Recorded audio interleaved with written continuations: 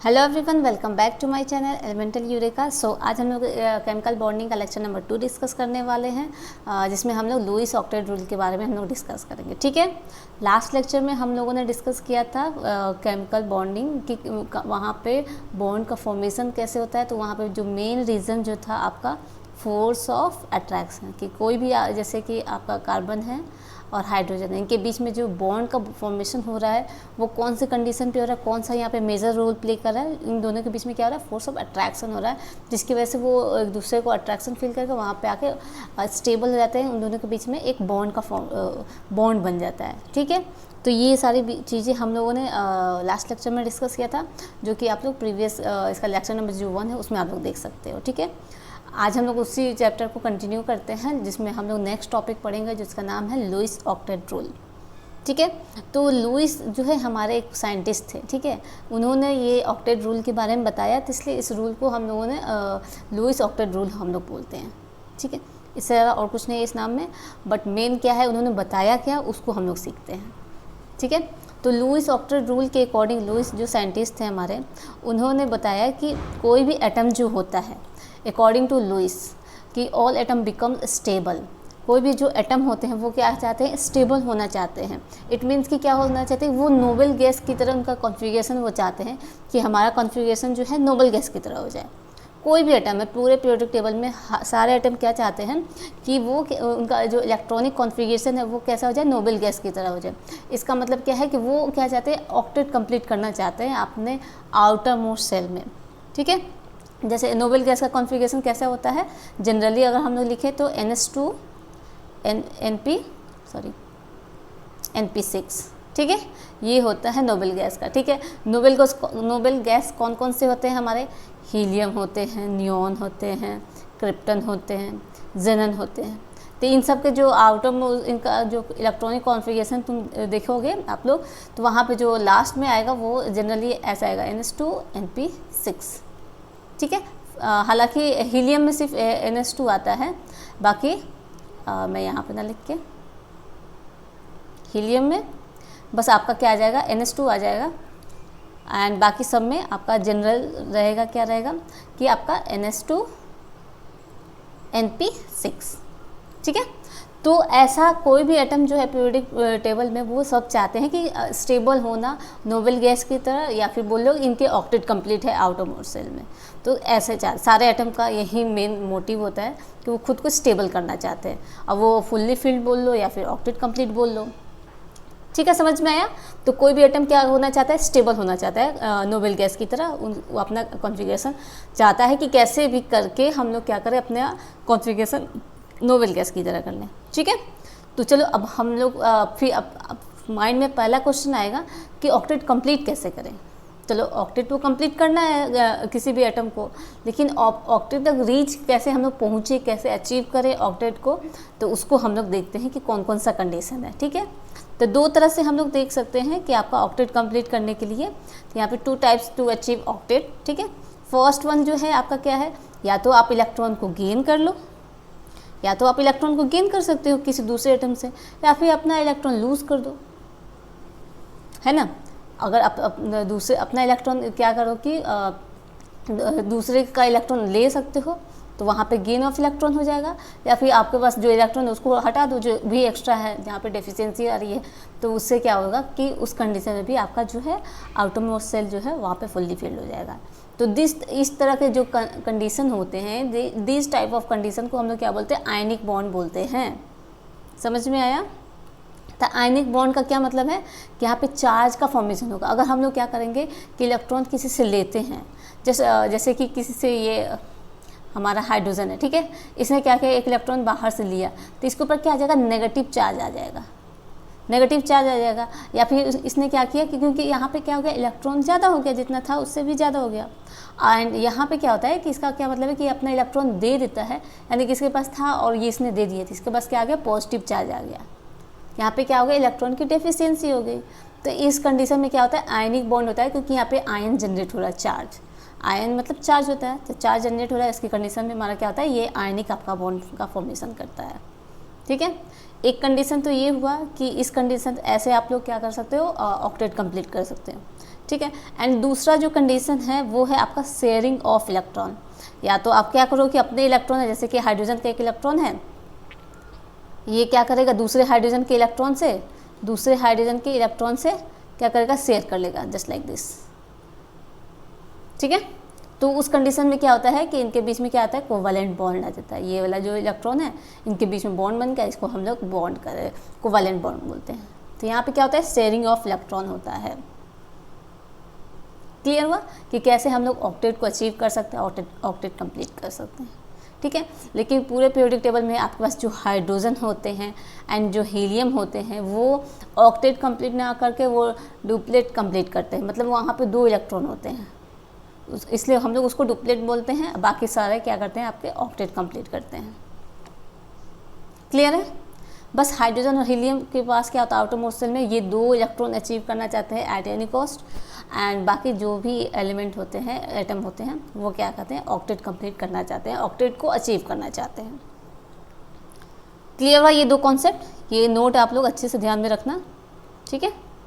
चलो, तो फर्स्ट में हमारा क्या था, पहला कंडीशन क्या था कि कोई भी एटम, लुईस बाबा ने क्या बताया, लुईस साइंटिस्ट ने क्या बताया कि कोई भी एटम है वो क्या चाहता है, स्टेबल होना चाहता है, अपना इलेक्ट्रॉनिक कॉन्फिगरेशन नोबल गैस की तरह होना चाहता है, या फिर तो बोल लो आप लोग ऑक्टेट की तरह होना चाहता है, ऑक्टेट कंप्लीट करना चाहता है। अब ऑक्टेट कंप्लीट करने के लिए कौन से कंडीशन होंगे, कैसे हम लोग ऑक्टेट को अचीव कर सकते हैं, तो यहाँ पे 2 कंडीशन है, या तो इलेक्ट्रॉन का शेयरिंग कर लो, या फिर इलेक्ट्रॉन का लूज कर दो, या फिर गेन कर लो, ठीक है। तो ये हो गया हमारा।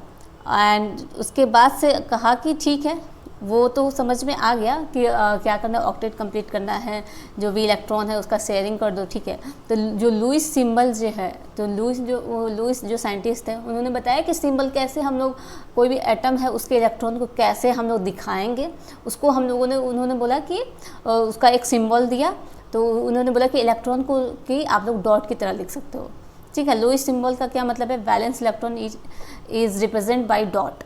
जैसे कि फॉर एग्जांपल आपके पास हाइड्रोजन है, हाइड्रोजन के पास कितने इलेक्ट्रॉन होते हैं, 1, तो उसने क्या किया कि 1 इलेक्ट्रॉन यहाँ पे 1 इलेक्ट्रॉन कर दिया डॉट की तरह, ठीक है। तो ये हाइड्रोजन का 1 इलेक्ट्रॉन हो गया।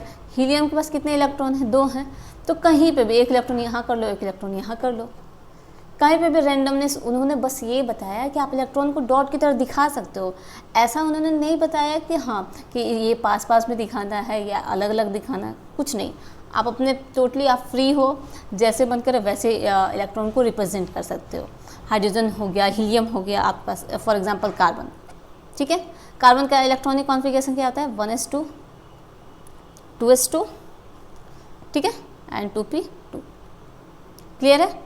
तो यहाँ पे जो इलेक्ट्रॉन है इसके वैलेंस शेल में कितने इलेक्ट्रॉन, 2 2 4 है, तो इसको 4 इलेक्ट्रॉन या तो ऐसे कर लो, 1 2 3 4, एक तो हम लोग ऐसे दिखा सकते हैं, या फिर दूसरा आप ऐसे कर सकते हो, 1 2 3 4, जैसे आपकी मर्जी हो। उन्होंने ऐसा कुछ नहीं बोला कि ऐसे ही फिक्स कर दिया, बस बोला कि इलेक्ट्रॉन को दिखाने के लिए हम लोग डॉट का यूज़ कर सकते हैं, ठीक है।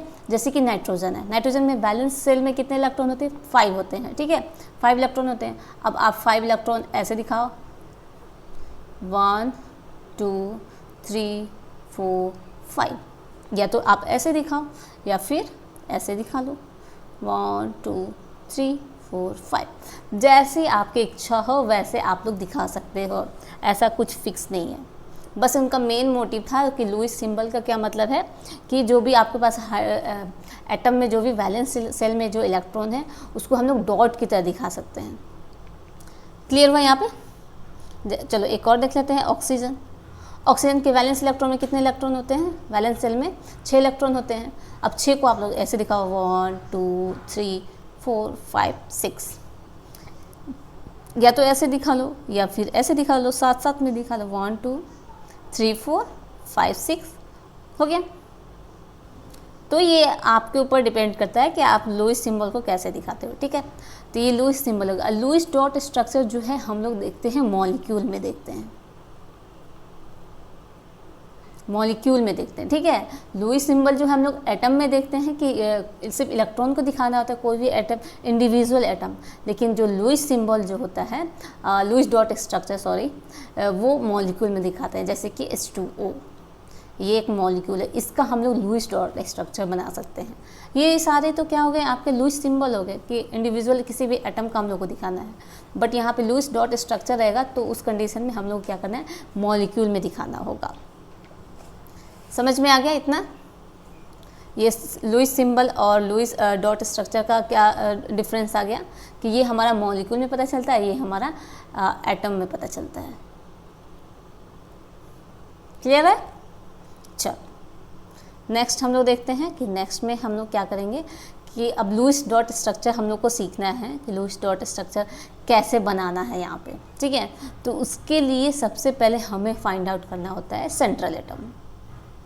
अब लुईस साइंटिस्ट ने बताया कि इसका structure Lewis dot structure dot dot की तरह इलेक्ट्रॉन को डॉट से रिप्रेजेंट करके उस कंडीशन में क्या करना है, हम लोग उसका स्ट्रक्चर दिखा सकते हैं लुईस डॉट स्ट्रक्चर। लेकिन उससे भी पहले हमें क्या करना था कि ठीक है स्ट्रक्चर हम लोग बनाएंगे, बट सेंट्रल एटम तो पता चल जाए कि कौन सा जो एटम होगा मॉलिक्यूल में वो हमारा क्या होगी, सेंटर में होगा, बाकी जो भी एलिमेंट होंगे वो हमारे साइड एटम होंगे। तो इसको आप पता कैसे हम लोग करें, कोई भी जैसे इतने सारे यहाँ पे मॉलिक्यूल दिए हैं, हमें कैसे पता कि इसमें कौन सा सेंट्रल एटम होगा, ठीक है। तो उसके लिए कंडीशन है कि जो भी आपका जो मॉलिक्यूल है उसमें क्या हो कि एटम जो हो लेस इन नंबर, मतलब कि पहले आप देखो कि जो जिसका नंबर संख्या, इट मीन्स कि नंबर क्या हो, कम हो जिस एटम का, वो हमारा सेंट्रल एटम हो सकता है। एक कंडीशन तो ये है। एंड दूसरा कंडीशन चलो वो भी फुलफिल हो जाता है, उसमें डिफ्रेंशिएट हम नहीं कर पाते हैं, तो लार्ज इन साइज़। तो जो भी एटम होगा और नंबर ऑफ एटम इक्वल होते हैं तो वहाँ पे फिर सेकंड में हम लोग देखेंगे कि लार्ज इन साइज़ क्या होगा, मतलब कि किसका साइज़ लार्ज होगा, ठीक है। अगर किसी कंडीशन में ये दोनों भी सेम आ जाते हैं तो वहाँ पे देखेंगे कि atom which can form double and triple bond, जिसमें डबल बॉन्ड बनाने की टेंडेंसी ज़्यादा हो, डबल बॉन्ड या फिर ट्रिपल बॉन्ड बनाने की टेंडेंसी ज़्यादा हो। तो उस कंडीशन में हम लोग क्या देखते हैं कि वो ये तीनों कंडीशन को हम लोग देखेंगे कि इससे पता चलेगा हमारा सेंट्रल एटम कौन सा है किसी भी मॉलिक्यूल में, ठीक है। फॉर एग्जांपल हम लोग यहाँ पे देख सकते हैं, आप लोग देखो तो यहाँ पे पहला कंडीशन में क्या है, H2O है। यहाँ पे पहला देखो कि लेस इन नंबर, यानी कि हाइड्रोजन 2 है, ऑक्सीजन 1 है। तो यहाँ इन दोनों में कौन, इस मॉलिक्यूल में आपका सेंट्रल एटम आप लोग देखोगे तो कौन सा होगा, आपका ऑक्सीजन होगा, क्योंकि यहाँ पे नंबर इसका कम है, ठीक है। एंड यहाँ पे H2S में देखो सेम, ये 2 है, एक 1 है, तो यहाँ पे आपका आ गया सल्फर हो गया। PCl5 में सेम आप देख सकते हो, ये 5 है और ये 1 है, तो हमारा सेंट्रल एटम फॉस्फोरस हो गया। सेम आपका यहाँ पे सल्फर हो जाएगा। अब यहाँ पे क्या है, आपके पास NOCl है, ठीक है, ये एक एक्सेप्शन है, इसको आप लोग थोड़ा सा स्टार मार्क लगा लो, ठीक है। यहाँ पे आपका नाइट्रोजन जो होता है सेंट्रल एटम होता है, क्योंकि यहाँ पे आप देखोगे, या एक्सेप्शन बोलो या फिर आप ऐसे भी देख सकते हो, मतलब इसको आप अच्छे से अलग से रख लेना, ठीक है, क्योंकि इसमें नंबर ऑफ एटम क्या है, इक्वल ही है, ठीक है। और यहाँ पे ये इस कंडीशन यहाँ पे फुलफिल नहीं हो पाता है, इसकी वजह से हम लोग एक्सेप्शंस में रख देते हैं, ठीक है। यहाँ पे PClO3 में देख लो, यहाँ पे नंबर ऑफ क्या है, यहाँ पे फॉस्फोरस ही आपका सेंट्रल एटम हो जाएगा, ठीक है, क्योंकि यहाँ पे अगर ये तीन है, ये दोनों एक एक हैं, तो अगर जो ये दोनों एक एक हैं तो यहाँ पे साइज़ फैक्टर दिखेगा, तो फॉस्फोरस का साइज़ बड़ा होता है ऑक्सीजन से, ठीक। यहाँ पे देख लो नंबर ऑफ एटम किसका कम है, यहाँ पे सल्फर का, तो सल्फर हमारा सेंट्रल एटम। अगेन यहाँ पे सल्फर हो जाएगा, अगर यहाँ पे देखोगे ये 2 है, ये दोनों एक एक हैं, तो बट इन दोनों में देखो आपका साइज़ सल्फर का बड़ा है, तो हमारा ये हो क्या, सल्फर सेंट्रल एटम। सेम आपका यहाँ पे क्लोरीन हो जाएगा। क्लियर है? तो सेंट्रल एटम हम लोग कैसे फाइंड आउट करते हैं, ये 3 कंडीशन आप लोग को याद होना चाहिए। स्टेप बाय स्टेप देखोगे तो आप लोग पता चल जाएगा, ये एक्सेप्शन आप लोग ध्यान में रखना बस, ठीक है। चलो अगेन अब आता है कि चलो ठीक है, हम लोगों ने क्या किया, सेंट्रल एटम फाइंड आउट करना सीख लिया। अब हम लोग क्या करते हैं, लुईस डॉट स्ट्रक्चर बनाना सीखते हैं कि कैसे उसका, लुईस बाबा ने बताया था कि कैसे उसका स्ट्रक्चर ड्रॉ करेंगे, ठीक है। तो सबसे पहले ऑक्सीजन लिया, ठीक है, ऑक्सीजन को लिखो यहाँ पे। ऑक्सीजन के पास कितने इलेक्ट्रॉन थे, वैलेंस शेल में 6 इलेक्ट्रॉन है, सबको पता होना चाहिए 6 इलेक्ट्रॉन है। तो 6 इलेक्ट्रॉन को हम लोगों ने ऐसे यहाँ पे सजा दिया, 1 2 3 4 5 6। एक ऑक्सीजन ये हो गया, एक ऑक्सीजन ये हो गया, 1 2 3 4 5 6। क्लियर है? अब हम लोग क्या करेंगे, इसका स्ट्रक्चर ड्रॉ करेंगे। ठीक। तो ये क्या करेगा, क्योंकि हमारा मेन मोटिव क्या है, कोई भी एटम क्या करना चाहता है, अपना ऑक्टेट कंप्लीट करना चाहता है। तो इस ऑक्सीजन के पास कितने हैं, 6 इलेक्ट्रॉन हैं, इसको कितने इलेक्ट्रॉन चाहिए, 2 इलेक्ट्रॉन चाहिए। तो ये क्या करेगा, 2 इलेक्ट्रॉन इस वाले ऑक्सीजन से ले लेगा, शेयरिंग ऑफ इलेक्ट्रॉन यहाँ पे हो जा रहा है। तो इस ऑक्सीजन का क्या हो गया, ऑक्टेट कंप्लीट हो गया। सेम अगेन ये वाला ऑक्सीजन क्या करेगा, कितने इलेक्ट्रॉन है, 6 हैं, 2 2 4 2 6, इसको कितने डेफिशिएंसी इलेक्ट्रॉन की, 2। तो ये क्या करेगा, 2 इलेक्ट्रॉन यहाँ से इस वाले ऑक्सीजन से क्या करेगा, ले लेगा। देखो ठीक है। तो हमारा ये क्या हो गया, यहाँ पे लुईस डॉट स्ट्रक्चर बन गया। किसी को कोई दिक्कत यहाँ पे नहीं ना, ठीक है। तो यहाँ पे हमारा क्या हो गया, ये लुईस डॉट स्ट्रक्चर हो गया आपका ऑक्सीजन का। ठीक, चलो यहाँ पे अगेन हम लोग नाइट्रोजन का देखते हैं कि नाइट्रोजन के वैलेंस शेल में कितने इलेक्ट्रॉन होते हैं, 5 होते हैं। 1 2 3 4 5, ठीक है। अगेन ये वाला एक और नाइट्रोजन लिखते हैं हम लोग यहाँ पे, 1 2 3 4 5, क्लियर है। चलो अब इसको कितना, अपना ऑक्टेट कंप्लीट करने के लिए कितने इलेक्ट्रॉन चाहिए, कितने इलेक्ट्रॉन चाहिए, ये इसके पास 5 है ऑलरेडी, 5 इलेक्ट्रॉन है, ठीक है। इसको कितने इलेक्ट्रॉन की डेफिशिएंसी है, 3 इलेक्ट्रॉन की। तो वो क्या करेगा, 3 इलेक्ट्रॉन इस वाले नाइट्रोजन से शेयरिंग कर लेगा। देखो अब इस वाले नाइट्रोजन का क्या हो गया, आपका ऑक्टेट कंप्लीट हो गया ना। अगेन सेम इस वाले नाइट्रोजन का भी हम लोग क्या करेंगे, इस वाले नाइट्रोजन से इसने 3 इलेक्ट्रॉन शेयर कर लिया। देखो तो क्या हो गया, इनके बीच में इन दोनों नाइट्रोजन का आपका ऑक्टेट कंप्लीट हो गया। यहाँ पे लुईस डॉट स्ट्रक्चर बन गया N2 का, क्लियर। चल अब हम लोग देखते हैं आपका CH4 मॉलिक्यूल का, ठीक है। लुईस डॉट स्ट्रक्चर हम लोग मॉलिक्यूल में देखते हैं। लुईस सिंबल हो गया कि इंडिविजुअली, जैसे ऑक्सीजन का मैंने दिखाया इसका लुईस सिंबल हो गया, लेकिन लुईस डॉट स्ट्रक्चर मॉलिक्यूल में होता है कि उसके साथ शेयरिंग करके अपना ऑक्टेट कंप्लीट करना, ये सारी चीज़ें होती हैं, ठीक है। कार्बन है, कार्बन के पास कितने वैलेंस शेल में इलेक्ट्रॉन होते हैं, 1 2 3 4, 4 होते हैं, ठीक है, सबको पता है।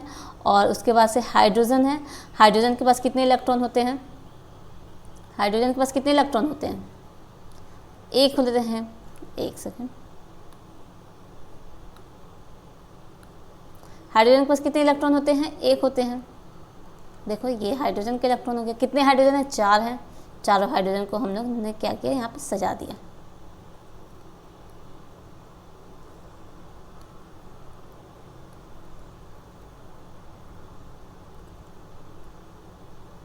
ठीक है, यहाँ पे हो गया आपका। अब आप देखो इसने कितना शेयरिंग किया है यहाँ पे इलेक्ट्रॉन, ठीक है। तो हम लोग पहले इंडिविजुअली हाइड्रोजन देखेंगे। प्रीवियस स्लाइड में देखा था कि हाइड्रोजन आपका ऑक्टेट नहीं डुप्लेट बनाता है, यानी कि उसको 2 इलेक्ट्रॉन की रिक्वायरमेंट होती है। तो ये हाइड्रोजन क्या करेगा, अपना डुप्लेट कंप्लीट कर लिया। सेम ये हाइड्रोजन अपना क्या किया, डुप्लेट कंप्लीट कर लिया। अगेन ये वाला हाइड्रोजन का भी डुप्लेट कंप्लीट हो गया, क्योंकि इसने क्या किया, एक एक हाइड्रोजन क्या किया, कार्बन से एक इलेक्ट्रॉन का शेयरिंग कर लिया, ठीक है। तो यहाँ पे सारे हाइड्रोजन के आपके क्या हो गए, डुप्लेट कंप्लीट हो गए। किसी को कोई डाउट, देखो किसी को कोई डाउट नहीं है ना। चलो अब आया आपका यहाँ पे कार्बन का देखना है कि कार्बन का हमारा ऑक्टेट कंप्लीट होता है कि नहीं होता है, ठीक। तो यहाँ पे देखो carbon carbon carbon carbon carbon क्या किया, सारे हाइड्रोजन से एक एक इलेक्ट्रॉन का शेयरिंग ले लिया इकट्ठे। देखो कार्बन का भी ऑक्टेट कंप्लीट हो गया, 1 2 3 4 5 6 7 8 हाइड्रोजन, सारे हाइड्रोजन का भी डुप्लेट कंप्लीट हो गया। तो ये आपका क्या हो गया, आपके यहाँ पे CH4 का लुईस डॉट स्ट्रक्चर हो गया। क्लियर हुआ सबको, ठीक है। अगेन वैसे ही हम लोग देखेंगे यहाँ पे NH3 अमोनिया का, ठीक है। तो यहाँ पे आप लोग देखो नाइट्रोजन है, नाइट्रोजन के पास कितने वैलेंस इलेक्ट्रॉन हैं, कितने इलेक्ट्रॉन होते हैं, 5 होते हैं। तो उसको यहाँ पे 1 2 3 4 5 कर लो, ऐसे कर लो, ठीक है।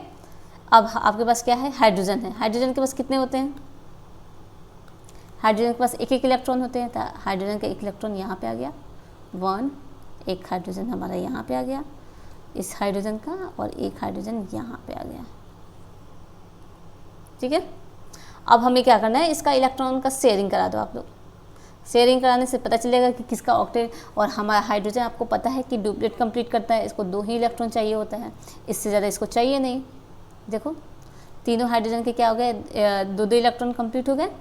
अब नाइट्रोजन के पास कितने इलेक्ट्रॉन थे, 5 इलेक्ट्रॉन थे, उसको ऑक्टेट कंप्लीट करने के लिए 3 इलेक्ट्रॉन और चाहिए। तो देखो इसने क्या किया, कैसे ऑक्टेट कंप्लीट किया, 1 2 3।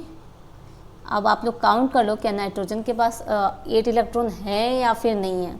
1 2 3 4 5 6 7 8, यस, इसके पास 8 इलेक्ट्रॉन आ गए, कंप्लीट। तो ऐसे हम लोग क्या करते हैं, लुईस डॉट स्ट्रक्चर देखते हैं। ऐसे हमारे लुईस साइंटिस्ट ने बताया कि हम लोग लुईस डॉट स्ट्रक्चर ऐसे रिप्रेजेंट कर सकते हैं।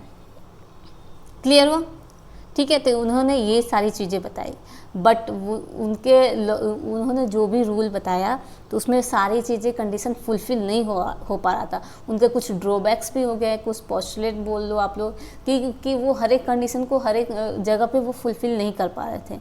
जैसे कि जिसमें से पहला एक्सेप्शन हमारे सामने ये आया, पहला आपके पास एक्सेप्शंस क्या मिला कि ऑक्टेट कंप्लीट करना है, लेकिन कुछ मॉलिक्यूल हमारे पास ऐसे थे कि जिसको इलेक्ट्रॉन का शेयरिंग करने के बाद भी उनके क्या हो रहे थे, ऑक्टेट कंप्लीट नहीं हो पा रहे थे। कि compound which central atom has less 8 electron after sharing, क्या हो रहा था कि वहाँ पे शेयरिंग के बावजूद उनके पास क्या हो रहा था कि 8 इलेक्ट्रॉन की डेफिशिएंसी रह रही थी। उस कंडीशन में उसको हम लोगों ने क्या बोला, हाइपोवैलेंट कंपाउंड, ठीक है। यहाँ पे उस कंडीशन में क्या बोलेंगे, हाइपोवैलेंट कंपाउंड या फिर इलेक्ट्रॉन डेफिशिएंट कंपाउंड। हमारे जो लुईस साइंटिस्ट थे उन्होंने ये बताया कि चलो लुईस डॉट स्ट्रक्चर बनाते हैं, उससे उसका ऑक्टेट कंप्लीट हो जाएगा, शेयरिंग करने से हो जाएगा ऑक्टेट कंप्लीट, या फिर आप इलेक्ट्रॉन को लूज़ कर दो या फिर इलेक्ट्रॉन गेन कर लो, तो इस कंडीशन में ऑक्टेट कंप्लीट हो जाएगा। तो उन्होंने मॉलिक्यूल में बताया कि उस पर शेयरिंग करो, वहाँ पे भी ऑक्टेट कंप्लीट हो जाता है। लेकिन कुछ मॉलिक्यूल्स ऐसे भी आए जहाँ पे उन्होंने इस मॉलिक्यूल के बारे में कुछ बताया ही नहीं कि वहाँ पे यहाँ पे क्या हो रहा है कि इसके पास ऑक्टेट कंप्लीट ही नहीं हो रहा है। जैसे हम लोग देख सकते हैं यहाँ पे बोरोन के पास कितने होते हैं, वैलेंस शेल में इलेक्ट्रॉन 3 होते हैं, 1 2 3। और आपके हाइड्रोजन के पास कितने होते हैं, यहाँ पे वो 1-1 होते हैं, ठीक है। अगर आप इसका लुईस डॉट स्ट्रक्चर बना के भी देखोगे तो देखो आपको कि हाइड्रोजन का तो डुप्लेट कंप्लीट हो जा रहा है। देखो तीनों हाइड्रोजन का क्या हो रहा है, आपका डुप्लेट कंप्लीट हो रहा है। बट आपका यहाँ पे बोरोन का देख लो, यहाँ पे क्या ऑक्टेट कंप्लीट हो रहा है क्या, देखो तो काउंट करो, 1 2 3 4 5 6, इसके बाद 6 इलेक्ट्रॉन ही रह जा रहे हैं, 8 तो हो नहीं रहा है। तो यहाँ पे इलेक्ट्रॉन की डेफिशिएंसी हो गई। अगेन यहाँ पे आप देख लो BCl3 में सेम आपका क्या हो गया, बोरोन के पास 3 इलेक्ट्रॉन आ गए, और क्लोरीन के पास कितने इलेक्ट्रॉन होते हैं, 7 होते हैं, 1 2 3 4 5 6 7, ठीक। अगेन यहाँ पे क्लोरीन है 1 2 3 4 5 6 7, सेम यहाँ पे भी आपके पास क्लोरीन है, 3 क्लोरीन है ना, 1 2 3 4 5 6 7, ठीक है। तो अब आप लोग देख सकते हो यहाँ पे कि हमारा क्या हो रहा है कि क्या यहाँ पे क्लोरीन को कितने इलेक्ट्रॉन चाहिए ऑक्टेट कंप्लीट करने के लिए, 1 इलेक्ट्रॉन चाहिए, क्योंकि 7 उसके पास पहले से है। तो 1 इलेक्ट्रॉन उसने बोरोन से ले लिया। सारे क्लोरीन का देखो आपका ऑक्टेट तो क्लोरीन का कंप्लीट हो जा रहा है, बट आपके जो सेंट्रल एटम में है उसका क्या हो रहा है, ऑक्टेट कंप्लीट नहीं हो रहा है। देखो तो बोरोन के पास यहाँ पे एक छूट गया, क्या इसके पास ऑक्टेट कंप्लीट हुआ, क्या नहीं हुआ, इसके पास 6 इलेक्ट्रॉन रह गए सेंट्रल एटम जो बोरोन है आपके पास। तो वो ये वाला कंडीशन जो है उन्होंने फुलफिल नहीं किया, लुईस ने नहीं इसके बारे में बता पाए, ठीक है। अगेन आपके पास देखो AlCl3 है, तो इसमें भी देख सकते हो एल्युमिनियम के पास भी कितने इलेक्ट्रॉन होते हैं, 3 1 2 3, ठीक है। और आपके क्लोरीन के पास कितने होते हैं, 7 1 2 3 4 5 6 7, यहाँ पे भी क्लोरीन है 1 2 3 4 5 6 7, अगेन लास्ट क्लोरीन 1 2 3 4 5 6 7। अब आप लोग खुद करके देख सकते हो, इतना तो आप लोगों को भी आइडिया मिल गया होगा कि क्या इसमें ऑक्टेट कंप्लीट है कि नहीं। क्लोरीन का तो हो जा रहा है, क्योंकि उसको ऑक्टेट कंप्लीट करने के लिए 1 इलेक्ट्रॉन चाहिए, जो कि उसने क्या किया, एल्युमिनियम से ले लिया है ना। बट आपका जो एल्युमिनियम है वो क्या कर रहा है, उसको ऑक्टेट कंप्लीट करने के लिए कितने इलेक्ट्रॉन मिल पा रहे, क्या टोटल इलेक्ट्रॉन शेयरिंग से जो हो पा रहा है क्या वो 8 है। अगेन 1 2 3 4 5 6, यहाँ पे भी इसने क्या किया, इसका ऑक्टेट कंप्लीट नहीं हुआ। क्लियर है? तो ऐसे ही आप लोग इसका भी ड्रॉ कर लेना। तो यहाँ पे ऐसे ही क्या हो रहा है कि यहाँ पे ये वाला कंडीशन उन्होंने नहीं फुलफिल कर पाए। इन सारे मॉलिक्यूल में क्या हो रहा है कि 8 इलेक्ट्रॉन से कम ही रह जा रहे हैं इलेक्ट्रॉन, तो उसको हम लोगों ने क्या बोला कि उन्होंने हाइपोवैलेंट कंपाउंड बोल दिया। ठीक है, तो पहला एक्सेप्शंस तो ये निकला। चलो अब दूसरा एक्सेप्शंस देखते हैं। एक तो ये हो गया कि उन्होंने बोला कि चलो इलेक्ट्रॉन की डेफिशिएंसी हो रही है, एंड दूसरा एक ये हुआ कि कुछ मॉलिक्यूल ऐसे थे कि इलेक्ट्रॉन का शेयरिंग करने के बाद उनका क्या हो रहा था, 8 से भी ज़्यादा हो रहा था इलेक्ट्रॉन। ऑक्टेट तो मेनली 8 होता है।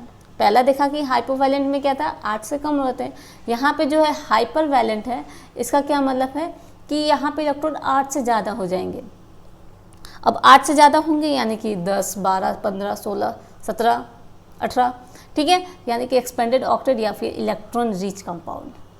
कि कुछ कंपाउंड ऐसे हुए जहाँ पे इलेक्ट्रॉन का शेयरिंग हुआ, उसके बावजूद उन्होंने क्या देखा कि यहाँ पे क्या हो रहा है कि इसके पास 8 से भी ज़्यादा इलेक्ट्रॉन आ जा रहे हैं, जैसे कि SF6। देख लो, इसका लुईस डॉट स्ट्रक्चर बना के देख सकते हो आप लोग। सल्फर है, ऑक्सीजन फैमिली क्या है, ऑक्सीजन का वैलेंस इलेक्ट्रॉन 6 होता है, सल्फर का भी आपका 6 हो जाएगा। 1 2 3 4 5 6, ये हो गए हमारे सल्फर के इलेक्ट्रॉन। अब हमारे पास फ्लोरीन है। फ्लोरीन फ्लोरीन फ्लोरीन के पास कितने इलेक्ट्रॉन होते हैं टोटल? 7 होते हैं। 1 2 3 4 5 6 7, सॉरी मैंने छोटा छोटा लिखना पड़ेगा।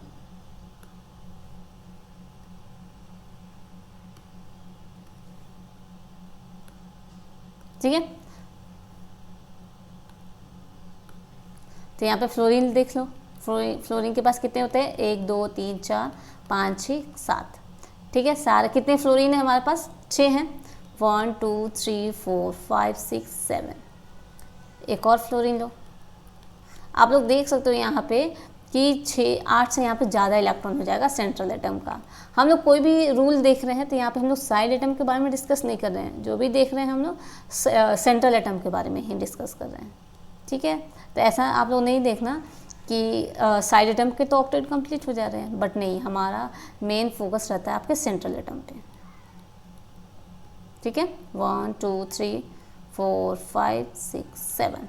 चलो अब हमें क्या करना है, यहाँ पे देखते हैं, शेयरिंग कराते हैं कि किसका हो रहता है। पहले फ्लोरीन का देख लेते हैं हम लोग कि सारे फ्लोरीन का ऑक्टेट कंप्लीट। Yes, complete. इस वाले फ्लोरीन का, इस वाले फ्लोरीन का भी ऑक्टेट कंप्लीट। यस, यहाँ पे भी आप देख सकते हो कि इसने एक एक इलेक्ट्रॉन क्या किया, शेयरिंग कर लिया। यहाँ पे भी कंप्लीट हो गया, और आपका ये भी कंप्लीट हो गया, ये भी कंप्लीट हो गया। यानी कि जो 6 फ्लोरीन है, इन 6 फ्लोरीन का क्या हो गया, आपका ऑक्टेट कंप्लीट हो चुका है। अब हमारी बारी है सल्फर की। सल्फर की बारी है। चलो, क्या सल्फर के पास देखो, पहले मैं यहाँ पे कर देती हूँ।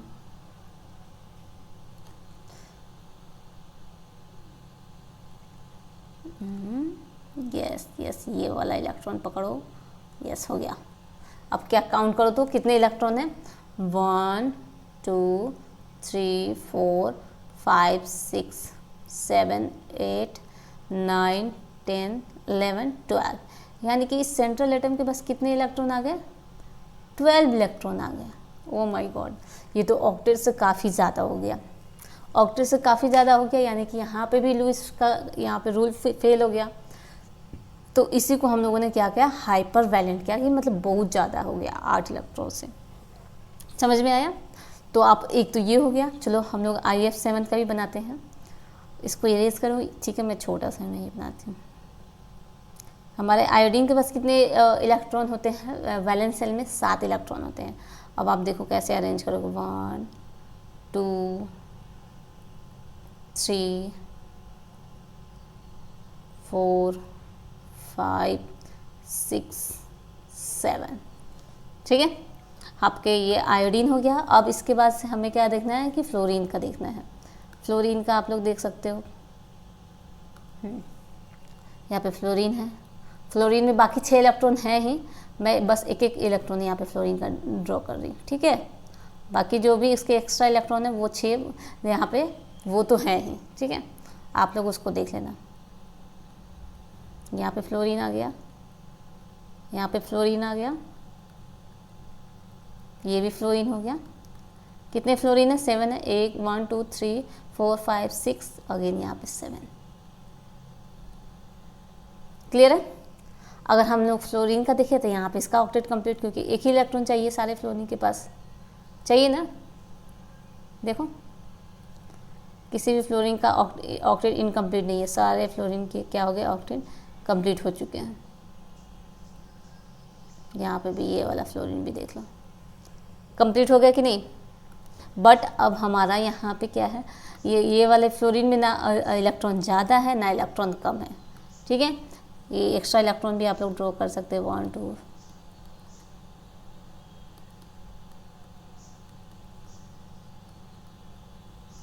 ठीक है। ये सारे फ्लोरीन के मैंने एक्स्ट्रा इलेक्ट्रॉन भी यहाँ पे दिखा दिया।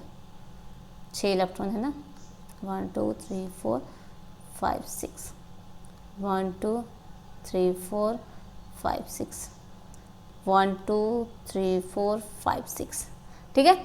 तो ये हो गया फ्लोरीन के ऑक्टेट कंप्लीट। अब हमारे पास आया आयोडीन का। तो आयोडीन का देखो तो कितने इलेक्ट्रॉन आ रहे हैं, पहले मैं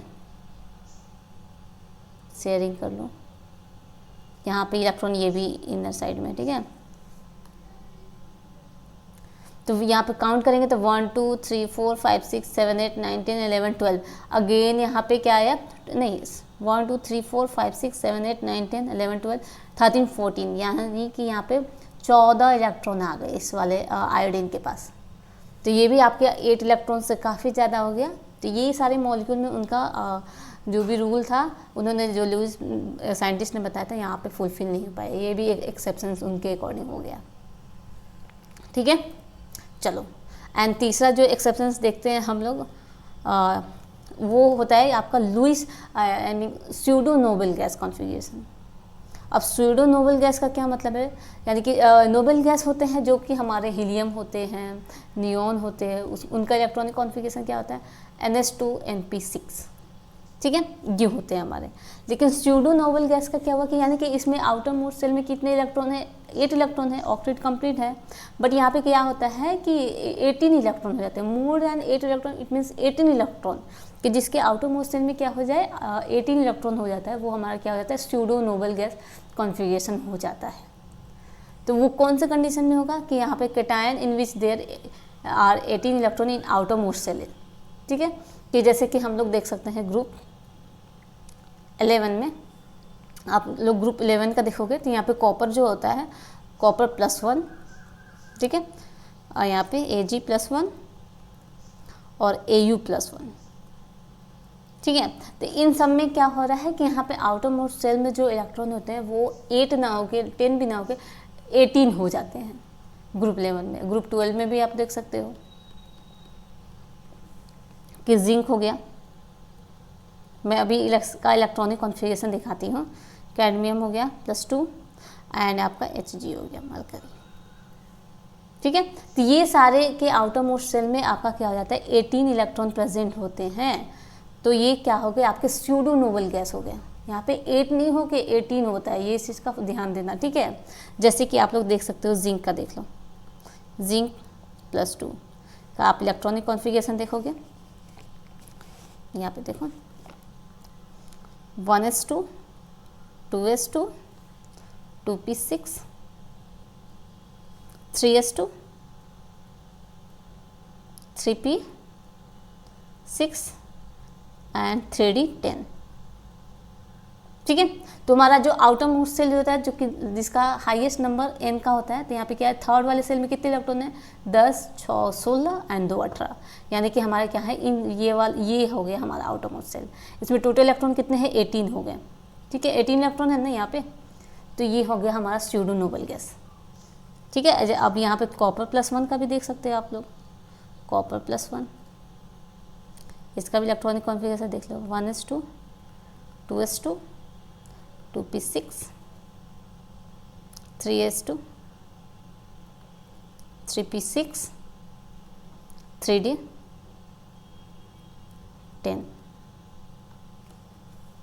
क्लियर है। तो यहाँ पे भी इसके क्या हो गया, ये हो गया आपका आउटरमोर सेल और इसमें कितने हो गए 18 इलेक्ट्रॉन हो गए। क्लियर हुआ यहाँ पे। तो ये सारे हमारे क्या आ जाते हैं स्यूडो नोबेल गैस हो गए। ये भी उन्होंने उनका रूल नहीं बता पाया लुईस सेंटिस जो थे हमारे, कि यहाँ पे आपका क्या हो रहा है कि आउटरमोर सेल में तो उन्होंने 8 बोला था, बट यहाँ पे 18 इलेक्ट्रॉन आ रहे हैं, तो ये तो ऑक्टेट से भी ज़्यादा है, तो इसको हम लोगों ने स्यूडो नोबेल गैस बोला था। हालांकि इसके आउटरमोर सेल के इलेक्ट्रॉन क्या है फुल्ली फिल्ड हैं, बट ये 8 से ज़्यादा है, तो ये नोबेल गैस भी नहीं है, स्यूडो नोबेल गैस है। क्लियर हुआ। तो यहाँ पे उन्होंने ये वाला बताया, ठीक है। तीसरा पोस्टुलेट हो गया। चौथा पोस्टुलेट क्या था हमारा, चौथा पोस्टुलेट देख लो कि ऑड इलेक्ट्रॉन मॉलिक्यूल, कि कुछ मॉलिक्यूल ऐसे थे उनके जो नंबर ऑफ इलेक्ट्रॉन जो आ रहे थे ऑड आ रहे थे, molecule in which some of electron is odd never follow octet rule. कि वहाँ पे क्या होता है कि जैसे कि आप लोग देख सकते हो NO, नाइट्रोजन का कितना होता है आपका 7 होता है टोटल इलेक्ट्रॉन, और ऑक्सीजन का कितने होते हैं 8 होते हैं, तो 7 + 8 कितने होते हैं 15 इलेक्ट्रॉन हो गए। तो ये ऑड आ गया, ये ऑक्टेट रूल को कंप्लीट नहीं कर पा रहा था। या फिर आप CH3 देख लो, NO2 देख लो, इन सब का देख लो आप लोग, ठीक है। कार्बन का कितने टोटल इलेक्ट्रॉन होते हैं 6 होते हैं, और हाइड्रोजन का कितना होता है 1 होता है 1 × 3, 3 हाइड्रोजन है, यानी कि यहाँ पे कितने आ गए 6 3 9 आ गए, 9 इलेक्ट्रॉन आ गए। फिर आपका नाइट्रोजन का भी देख लो, यहाँ पे 7 होता है, और आपका ऑक्सीजन का 8 होता है 8 × 2, तो यहाँ पे आपका कितना आ गया 16, एंड 16 ये 7 कितने आ जाएगा 23 आ जाएगा। ये सारे क्या आ गए आपके ऑड इलेक्ट्रॉन हो गए, कि यहाँ पे ऑक्टेट रूल यहाँ पे भी फॉलो नहीं कर रहा है। एक चौथा उनका पोस्टुलेट, चौथा एक्सेप्शन ये आ गया, ठीक है, ये आप लोग देख सकते हैं। एंड पांचवा जो है आपका लास्ट वाला जो है कि ऑक्टेट थ्योरी, मतलब उन्होंने जो लुईस ऑक्टेट रूल जो बताया था वो आपका क्या होता है कि ना ही वो बॉन्ड ऑर्डर को बता पाया था, ना ही वो बॉन्ड स्ट्रेंथ को, ना ही bond energy, bond length, geometry, shape, जो स्ट्रक्चर, कुछ वो नहीं बता पाए।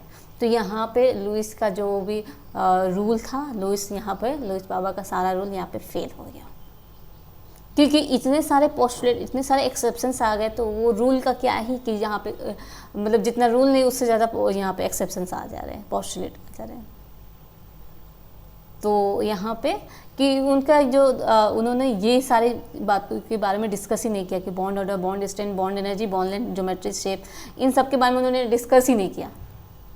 तो जब ये सब आप बता ही नहीं पाए तो उनका यहाँ पे थ्योरी क्या हो गया, फेल हो गया। क्लियर है। तो आज हम लोगों ने Lewis dot structure, Lewis scientist के बारे में पूरा हम लोगों ने देखा कि वहाँ उन्होंने थ्योरी में क्या बताया था, ऑक्टेट कंप्लीट करना है। जितना उनका वो थ्योरी बताया नहीं उससे ज़्यादा उस एक्सेप्शंस आ गए। तो यहाँ पे हमारा लुईस एक्सेप्शंस का एंड होता है। एंड जो नेक्स्ट इसके बाद जो साइंटिस्ट आएंगे वो उन्होंने क्या बताया, VBT के बारे में हम लोग पढ़ेंगे, वैलेंस बॉन्ड थ्योरी के बारे में नेक्स्ट लेक्चर में पढ़ेंगे, ठीक है। तो जिसको आई थिंक मेरे को नहीं लगता कि इसमें किसी को डाउट होगा, मैंने काफ़ी बेसिक से अच्छे से बताया है, ठीक है। तो किसी को कोई डाउट होता है तो प्लीज़ कमेंट में आप लोग कमेंट कर सकते हो। एंड वीडियो अच्छा लगे तो आप लोग अपने फ्रेंड के साथ भी शेयर करना, ठीक है। प्लीज़ लाइक करो, सब्सक्राइब करो मेरे चैनल को, अपने फ्रेंड लोग के साथ भी शेयर करना, ठीक है। Okay, thanks for watching, tata, bye bye.